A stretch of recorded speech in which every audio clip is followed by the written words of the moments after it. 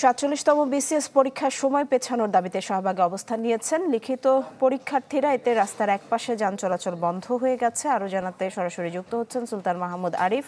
আরিফ, এখন সেখানকার কি পরিস্থিতি এবং যান চলাচল এখন স্বাভাবিক হয়েছে কিনা? বেশি যান চলাচল বলা যায় যে স্বাভাবিক রয়েছে, তবে জাতীয় যে জাদুঘরের সামনে যে সড়কটি সেখানে তারা অবস্থান নিয়েছেন। এজন্য এক পাশের যে সড়কটি সেটিতে যান চলাচল বন্ধ রয়েছে, কিন্তু এর শাহবাগ থানার সামনের যে সড়কটি সেটি দিয়ে মূলত যান চলাচল এখন স্বাভাবিক রয়েছে। এবং ৪৭তম বিসিএসের যে লিখিত পরীক্ষার্থী যারা রয়েছেন তাদের প্রতিনিধি দল এখনও আমরা যতটুকু জানতে পেরেছি তারা কিছুক্ষণ আগেই সচিবালয় থেকে তারা বেরিয়ে আসছেন এবং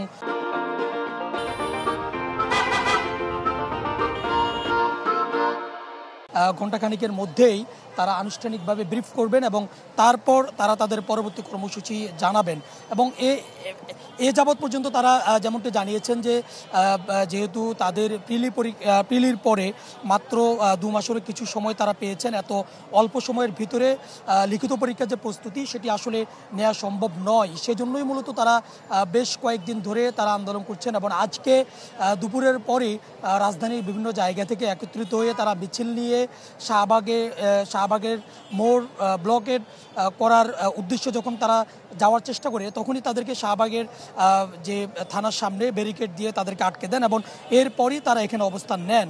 এবং শিক্ষার্থীদের পক্ষ থেকে বলা হচ্ছে যে যতক্ষণ পর্যন্ত না তাদের এই দাবি পূরণ করা না হবে, অর্থাৎ ২৭শে নভেম্বর যে পরীক্ষার তারিখ নির্ধারণ করা হয়েছে লিখিত পরীক্ষার, সেটি না পেছানো হবে ততক্ষণ পর্যন্ত তারা তাদের এই আন্দোলনটি চালিয়ে যাবেন। তারা বলছেন অনতিবিলম্বে যেন প্রজ্ঞাপন জারি করা হয়, অর্থাৎ প্রজ্ঞাপন হাতে পেলে পরে তারা এই আন্দোলন থেকে সরে যাবেন। এখন পর্যন্ত তারা সড়ক অবরোধ করে আন্দোলন চালিয়ে যাচ্ছেন।